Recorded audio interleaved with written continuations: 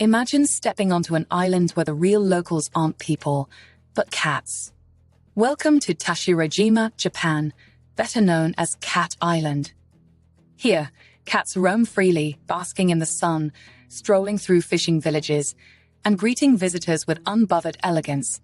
They're not just pets, they're guardians of the island's spirit. But how did this feline empire begin? Long ago, fishermen believed cats brought luck and prosperity, so they cared for them.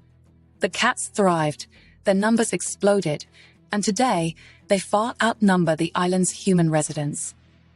There are no dogs allowed, cat-shaped lodges, and even a shrine dedicated to these four-legged rulers. For cat lovers, it's more than a destination, it's a dream come to life.